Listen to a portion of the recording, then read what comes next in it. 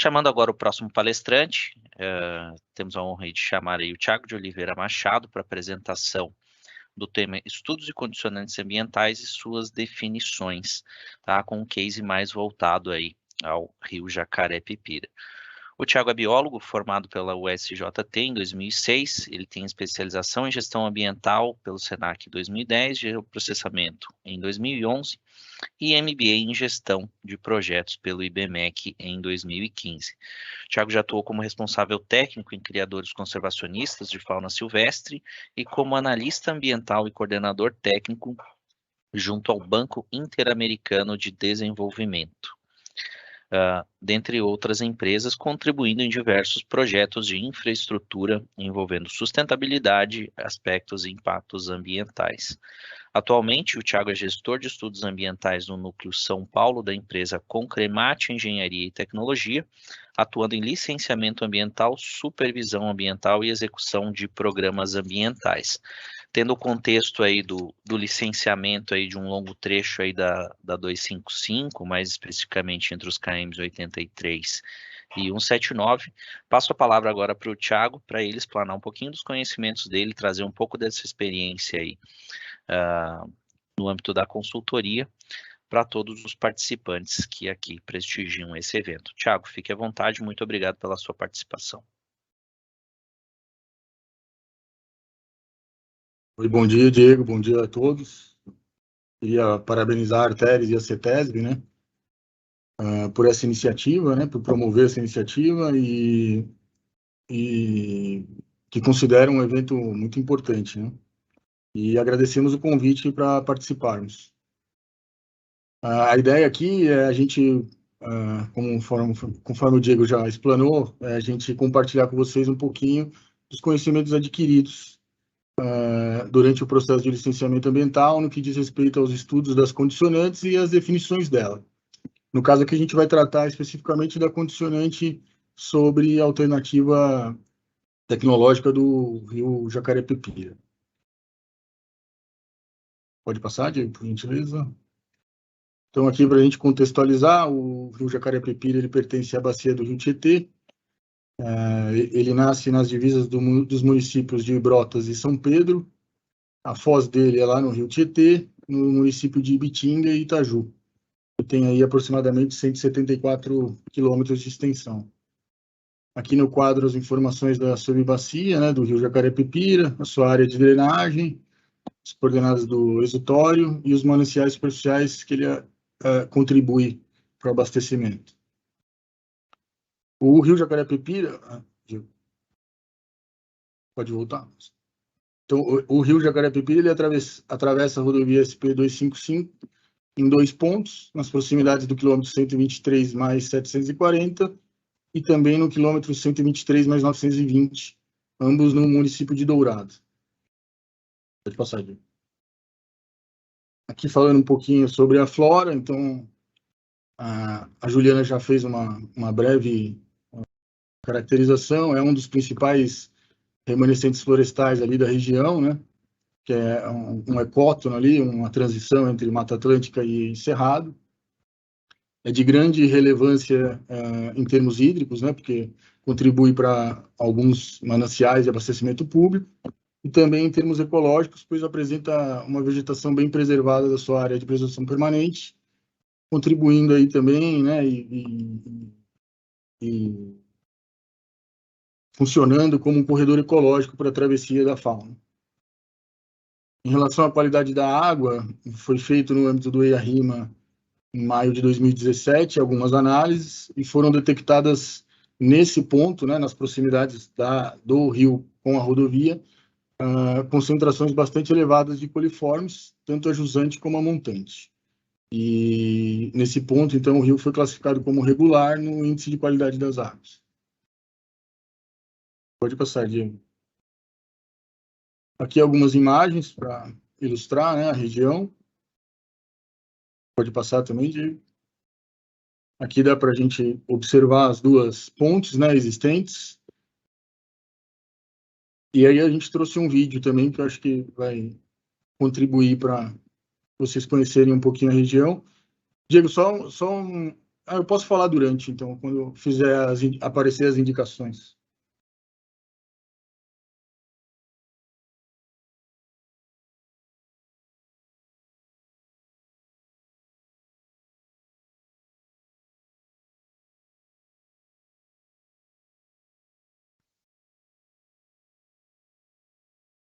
Esse vídeo não tem áudio, né, Thiago?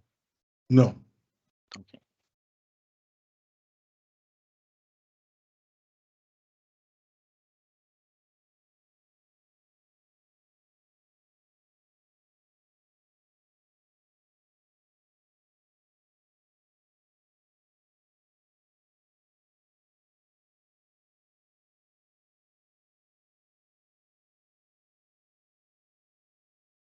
Pode observar que a área de preservação permanente é bem preservada, né? Com bastante vegetação,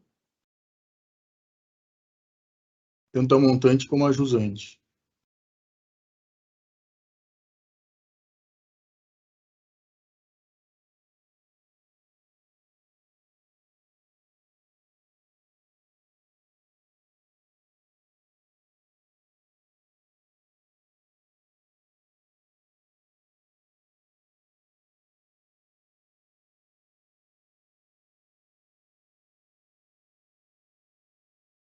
Essa indicação é onde foi implantado um dos módulos amostrais, né, de fauna, o levantamento de fauna. E aqui as indicações da localização das obras de arte especiais existentes.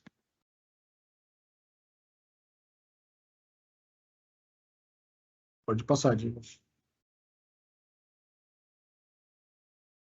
Que aqui falando um pouquinho então sobre a condicionante, né, e as definições. As pontes sobre o rio Jacaré-Pipira a serem implantadas na pista nova, né, ou seja, o projeto de duplicação definia no projeto do edital que as novas obras de artes especiais tivessem as mesmas dimensões das existentes. Ou seja, no quilômetro 123 mais 740, de aproximadamente 15 metros, e no quilômetro 123 mais 920, de aproximadamente 30 metros. Aqui na figura, então, a gente pode observar esses retângulos azuis são as obras de artes especiais existentes, e em laranja as propostas. Pode seguir, Diego.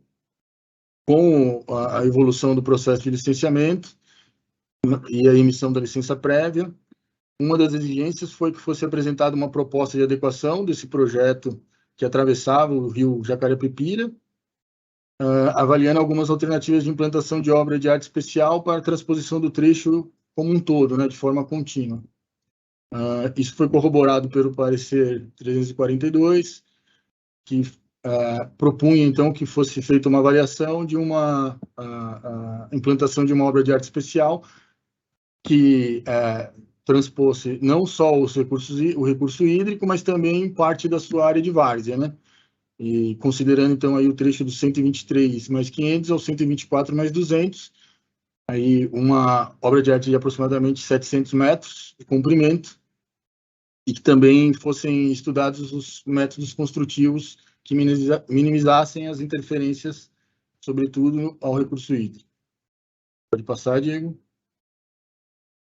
Dessa forma, então, a Via Paulista fez diversas análises e estudos e propôs, então, a revisão 1 desse projeto, que era no 123 mais 740 a implantação de uma obra de arte agora com 95 metros de comprimento, ao invés dos 16 conforme existente, e no 123 mais 920, uma obra de arte com 150 metros de comprimento, ao invés dos 30 metros da existente.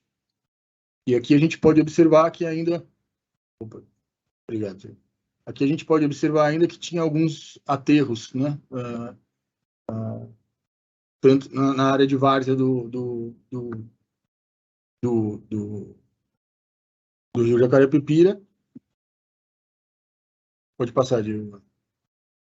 Aí, novamente, a gente recebeu algumas considerações da CETESB, que foi para estudar, então, novamente, umas alternativas, considerando a retirada, né, da construção do aterro central, que eu mostrei agora há pouco, e que então fosse feita uma obra de arte especial única, de aproximadamente 250 metros, alterar a extensão ou os pontos de início e término das obras de arte especiais, de forma a preservar as áreas de várzea o máximo possível, e também objetivando menor impacto ao recurso hídrico, e adotar os métodos construtivos que implicassem em áreas, diminuíssem as áreas dos aterros. Pode passar, Diego? Então, finalmente, agora em maio de 2021, foi apresentada a revisão 2 do projeto pela Via Paulista, considerando uma única obra de arte especial, né, que transpõe aí o trecho do 123 mais 693 ao quilômetro 123 mais 951. É uma obra de arte especial com aproximadamente 258 metros de comprimento. Então, objetivando aí mitigando, né, os impactos no recurso hídrico e na várzea, e possibilitando também uma área maior aí para a travessia da fauna. Pode passar, Diego? E aí, assim, compartilhando, né, o objetivo aqui era compartilhar esse conhecimento adquirido com vocês. O que a gente conclui é que as exigências, né, da CETESB, muitas vezes elas devem ser observadas de forma orientativa, né? A CETESB tem aí uma vasta experiência, enfim, com outros empreendimentos, então é sempre trazendo aí, tentando agregar valor para os empreendimentos. É fundamental a participação da equipe de engenharia, né, e projetos para a definição dessas alternativas. E aqui eu queria destacar o compromisso aí, a dedicação da equipe de projetos da Arteris, que foi sempre muito parceira, né, do meio ambiente nesse sentido, não só dessa alternativa do Jacaré-Pepira, mas de diversas outras que a gente teve que estudar ao longo do processo.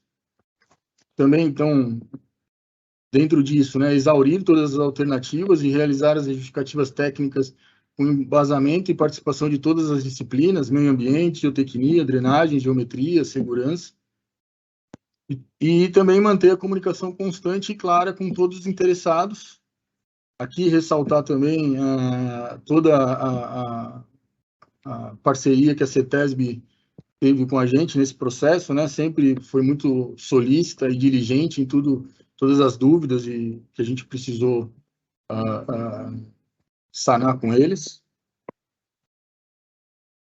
E é isso, pessoal. Acho que terminamos, Diego. Agradeço mais uma vez aí pela participação. Fica aqui o meu e-mail para contato. Se alguém tiver alguma dúvida, pode entrar em contato. Muito obrigado. Tá bom.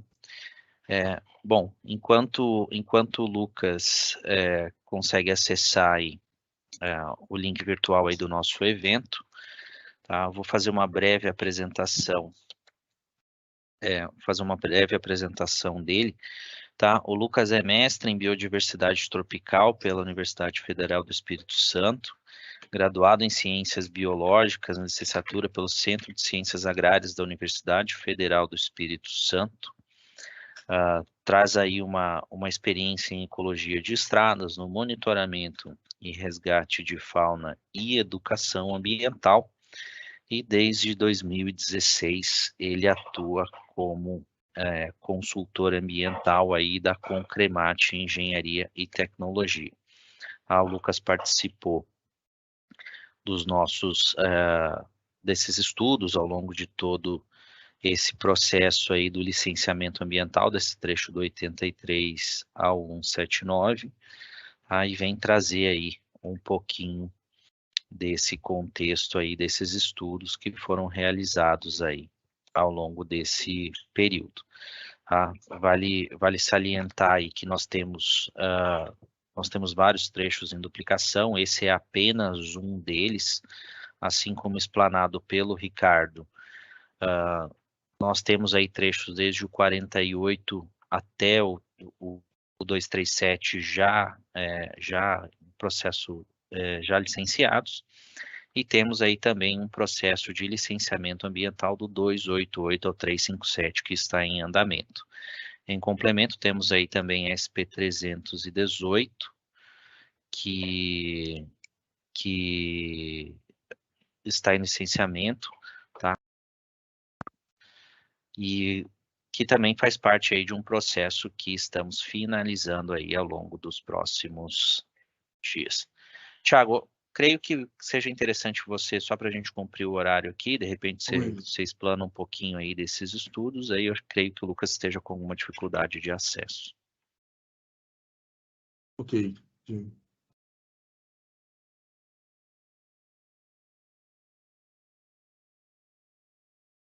Ah, chegou.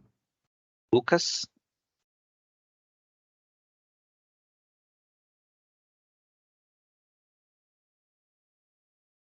Lucas, está nos ouvindo? Acho que você está no mudo.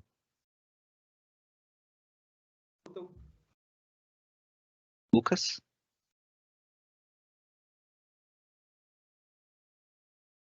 Lucas? Lucas, você nos ouve?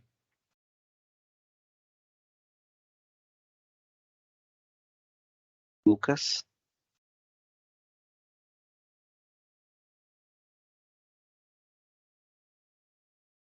Acho que o Lucas está com alguns probleminhas técnicos. Tiago, se você quiser explanar aqui só para a gente cumprir o horário, tá? Fique à vontade. Tá bom. Pode passar então, Diego.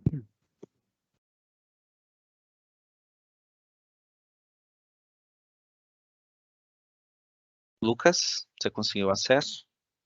Oi, sim, eu estou escutando vocês. Tá, você está vendo a apresentação? Sim, vocês me escutam? Sim.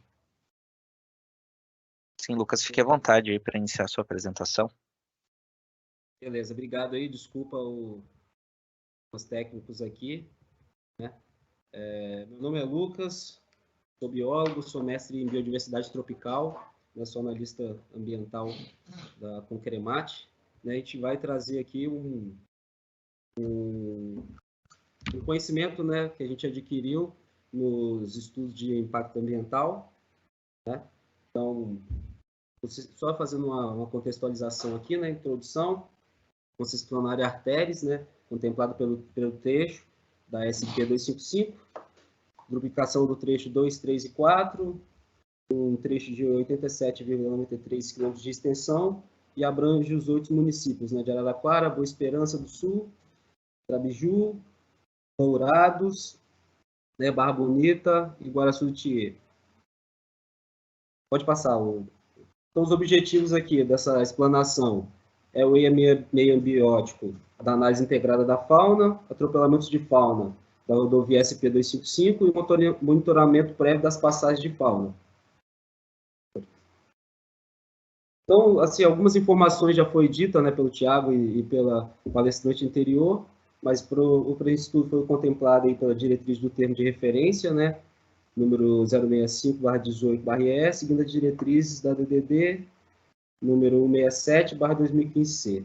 Levantamento dos grupos faunísticos realizados em 2 campanhas, período chuvoso, com esforço efetivo de 10 dias, campo fevereiro e março de 2018, e o período seco, com esforço efetivo de 10 dias também de campo, no mês de julho de 2018. Então, para a fauna terrestre, o levantamento de dados primário foi conduzido em 2 módulos, né? E para a fauna aquática, o levantamento de dados primários foi conduzido em 4 corpos d'água que são interceptados pelo empreendimento. Pode passar, Diego, por favor.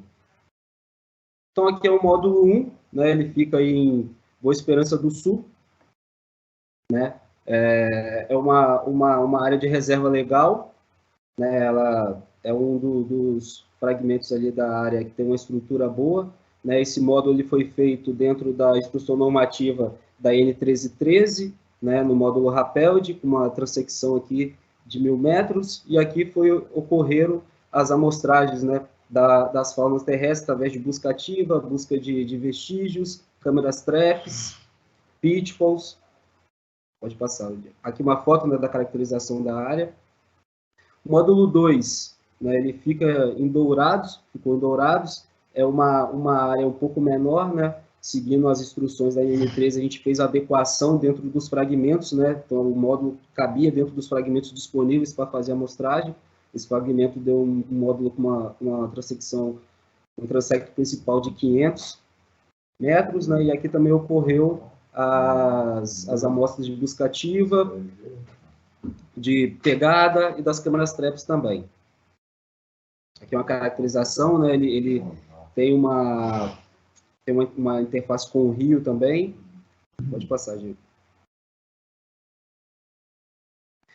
Então, aqui nesse quadro, a gente traz os cursos d'águas, né, que foram feitas amostragens da ictiofauna. Então, Ribeirão Pouso Alegre, Rio Jacaré Pepira, Rio Jacaré Guaçu e Rio do Ouro. Aqui os pontos amostrais, as coordenadas geográficas, né, e aqui eu trouxe uma caracterização do Rio Jacaré Pepira, né, que é a próxima cidade de Boa Esperança do Sul, né, e apresenta os fragmentos florestais nas margens, como foi bem dito aí pelo Thiago. Pode passar. Então, delineamento amostral, né? Então, a gente teve os grupos alvos aí, avifauna, mastofauna, né, pequenos mamíferos e médios grandes, mastofauna de quirópteros, herpetofauna e ictiofauna. Então, dentro de diferentes métodos, né, a gente utilizou, desde observação direta por ponto de escuta, armadilhamento de queda, armadilhamento de contenção através da Sherman Tomahawk, armadilhamento fotográfico através das câmeras TREPS, busca ativa, a rede de neblina, armadilhamento de queda pitbull, busca ativa também para herpetofauna, rede de espera, peneira tarrafa e armadilha de espera para ictiofauna. Então, aqui é toda a caracterização, né, dos transectos, das parcelas, tudo que a gente fez nesses módulos. Pode passar, por favor. Então, aqui uma caracterização, ó, nos dois primeiros quadros, é a instalação da armadilha fotográfica, né, e a utilização de cevas para atrair os animais, para a gente conseguir os registros, melhores registros. E nos dois últimos quadros, né, o técnico aqui preparando a armadilha de pegada, né, e um pouco de ceva também utilizados para atrair esses animais para a gente obter o registro. Pode passar, por favor. Então, os nossos resultados, né, de médio e grande. A gente conseguiu aí, né, um número de 11 espécies, né, apesar, a gente teve aqui uma espécie, né, exótica, que é lepros europeus, né, que a gente faz essa competição com o nosso coelho, né, o tapiti, e dentro dessas 11 espécies, apesar da gente ter algumas espécies que são mais, que a gente tem o maior costume de encontrar em ambientes um pouco mais antropizados, a gente encontrou vestígios, né, e registros de espécies que estão presentes nas listas de espécies ameaçadas, como a onça parda, né, o puma concolo, sapagem nigritos, né, e o tamanduá-bandeira, aqui. Então, assim, poucas espécies, mas com registros interessantes. Aqui algumas imagens, né, do cachorro do mato, da cutia, lebre europeia e o tatu-galinha. Pode passar, Diego.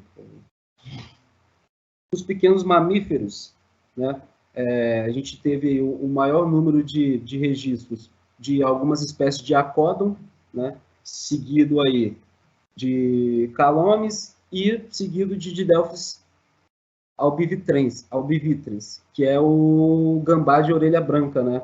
Que são algumas espécies comuns que a gente acha em fragmentos, né?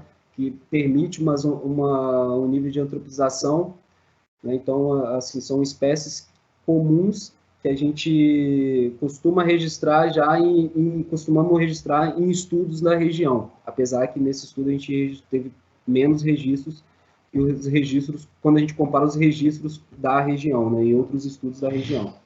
Pode passar aí, por favor. Então, aqui algumas fotos para ilustrar, do Ponomis tener, né, da armadilha do indivíduo aqui dentro da armadilha, e alguns outros indivíduos aqui. Pode passar, Diego, por favor. Mamíferos voadores, né, dos quirótopos, a gente, né, tem a maior concentração de registro do Coralia pescicillata, que é uma espécie de grande abrangência, né? A gente encontra também em alguns cenários, tanto em áreas preservadas quanto áreas antropizadas também. A gente teve um registro também de Artibeus lituratus, que é um dos nossos maiores morcegos, né, no Brasil, também comum de ser achado. Pode passar aí, Diego. Tem algumas ilustrações, né, o Artibeus lituratus, né, a última foto aqui é a Coralia perspicillata, que foi a espécie com maior número de registro. Pode passar, Diego. Para aves, né, a gente teve um número bem elevado de aves, né, 166 espécies de aves. Então, assim, era muito dado para trazer os quadros, então a gente optou por trazer as espécies que a gente, né, do ponto de vista de conservação. Então, dessas espécies, a gente destaca aí a jacupemba, né, Penelope superficialis, que está presente nas 3 listas, né, na estadual, nacional e internacional. Momota também está presente, e outras espécies aqui. Então, aqui algumas imagens, né, da Penelope superficialis. Pode passar, Diego.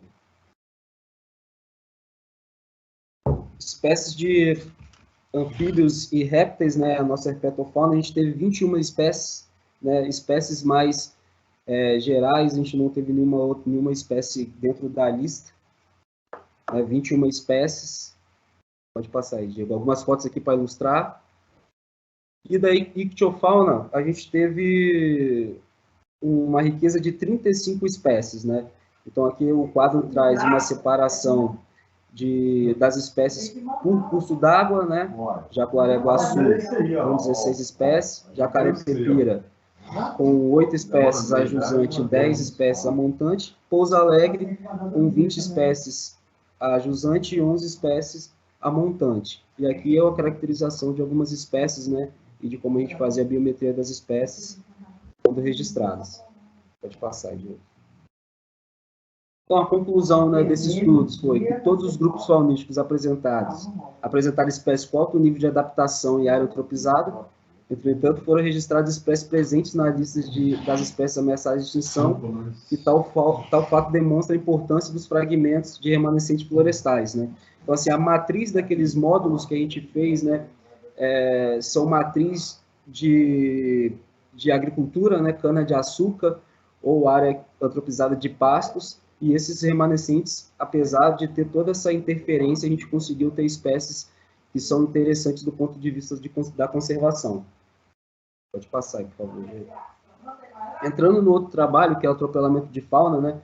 Para a gente introduzir esse trabalho, a gente teve que fazer um reconhecimento da rodovia e as características preponderantes da dinâmica do atropelamento de fauna, né? Então, a gente fez uma varredura, olhando as estruturas, pontes, né? Tudo que tinha na rodovia, no trecho, e depois começamos os trabalhos de coleta de dados dos atropelamentos. Então, a coleta de dados ela é baseada na coleta dos dados de atropelamento, e a gente vai para a análise de dados, fazendo o cálculo de taxa de atropelamento, a correção da taxa de atropelamento e a análise espacial dos hotspots de fauna atropelada. Pode passar, Diego. Então, aqui a gente tem o quadro, né, dos grupos de fauna atropelada. Então, em amarelo aqui representando o maior número de registros de atropelamentos, né, o grupo das aves com 61%, o mamífero no segundo lugar com 25%, anfíbios com 9% e répteis com 5%. Aqui algumas fotos caracterizadas, né, como que a gente faz o trabalho, né, percorrendo de carro a rodovia, percorrendo a pé, achando os animais na rodovia atropelados e fazendo toda a caracterização de coordenada geográfica, espécie, né, quando é possível, as fotos, para fazer identificação nas planilhas. Pode passar, Diego. Então, aqui é um gráfico mostrando, né, os grupos, vários desses registros, né, como a gente tem aqui, né, são representados só pela classe, a gente não consegue chegar a um nível mais detalhado de identificação dado ao estado da carcaça. Então, tem umas carcaças que já foram várias vezes, né, atropeladas ali na barra de rolagem, então não dá para saber qual espécie que é, só dá para saber a classe. Então, a aves aqui, indivíduos que foram registrados como na classe aves, 10 registros, né, seguido pelo canário da terra verdadeiro.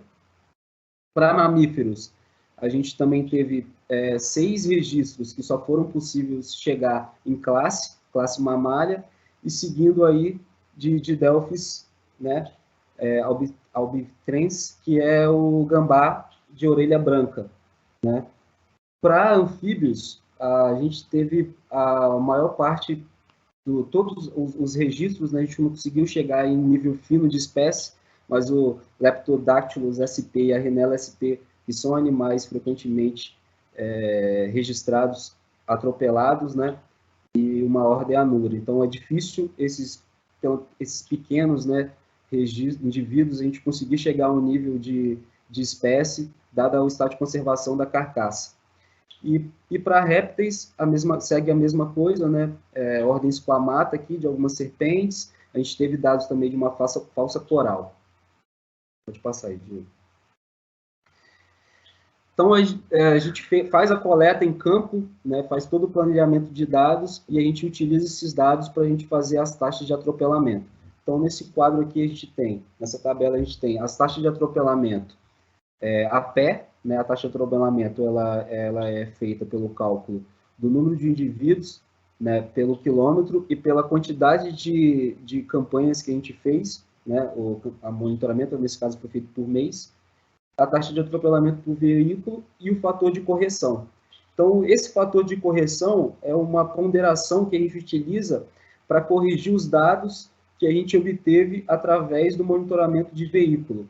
Então, a gente faz o monitoramento de veicular, faz o monitoramento a pé, e a gente utiliza o monitoramento a pé para corrigir o viés de detectabilidade do monitoramento veicular, né? Então, esse fator de correção a gente utiliza para ver quantas vezes a gente está deixando de detectar uma carcaça por estar fazendo monitoramento de carro, né? Então, assim, quando a gente está a pé, a gente consegue ver mais, né, porque a gente está a uma velocidade menor do que quando a gente está com o carro, e que a gente perde também os dados que são reatropelados, né, pela carcaça estar na barra de rolagem.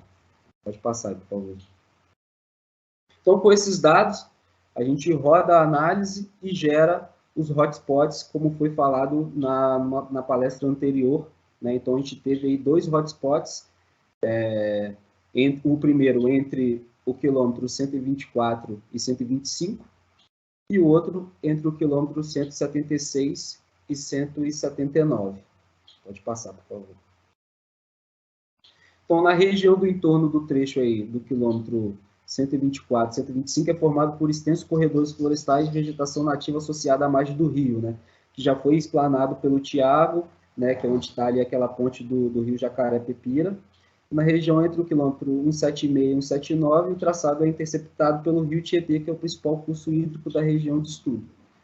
E, em resumo, né, com base no rol de dados, a região destacável para ações prioritárias de mitigação ao atropelamento, enquanto nas proximidades do quilômetro 124, devido ao número elevado de registros, né, e esses números elevados de registros não é que é a recorrência do registro, é a qualidade do registro. Então, aqui nesse registro, a diversidade, né, a riqueza de espécie, ela é acentuada de forma a análise mostrar esses hotspots aí. Pode passar, por favor.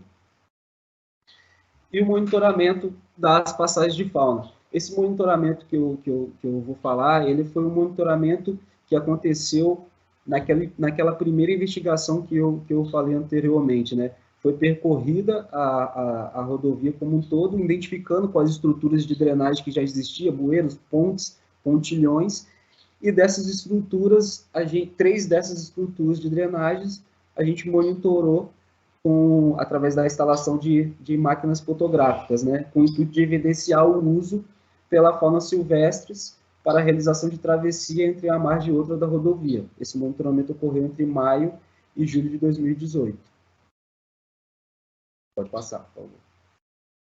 Então, aqui algumas das estruturas, né? A estrutura B2, que foi o nome que a gente deu, que é um passagado no quilômetro 115, né, com potencial uso de fauna. né? A segunda foto aqui evidenciando as pegadas de diferentes espécies no interior da drenagem, né? A drenagem do Passagado no quilômetro 87,8 aqui, com potencial uso de fauna também. E na foto 10 aqui, na última foto, a drenagem dupla do quilômetro 122,5, também com potencial uso de fauna. Pode passar, por favor. Então, aqui a gente gerou, né, essa gama de dados nesse monitoramento, e a gente observa, né, na tabela que são bastante, né, espécies utiliza, né, apesar de algumas espécies serem espécies domésticas, né, mas também temos o tatu-galinha, cachorro do mato, capivaras. Então, assim, mostrando, confirmando, né, a potencialidade dessas estruturas para o uso da fauna como passagem. Pode passar, por favor. Algumas fotos aqui, né? Foto do tatu, na primeira foto, e uma foto de uma paca atravessando a drenagem do quilômetro 122. Pode passar, por favor. Então, a conclusão, essas estruturas foram consideradas, né, como potencial uso pela fauna, devido às evidências de travessias de pegadas ou rastro em seu interior, bem como devido à conectividade florestal da passagem do entorno, né? Então, assim, essas estruturas, elas foram monitoradas, né, e depois ocorreu outros processos que o Thiago explicou aí, acho que a Juliana também, que foi na palestra anterior, que foram acontecendo para as outras passagens que estão sendo indicadas e vão ocorrer durante toda a obra aí. Vou passar, Diego. Então é isso, obrigado, peço desculpa pelo atraso de entrada, pelos erros técnicos aqui, e caso tenha alguma dúvida, pode enviar que a gente vai tirando aí, beleza? Muito obrigado pelo convite, muito obrigado pela paciência.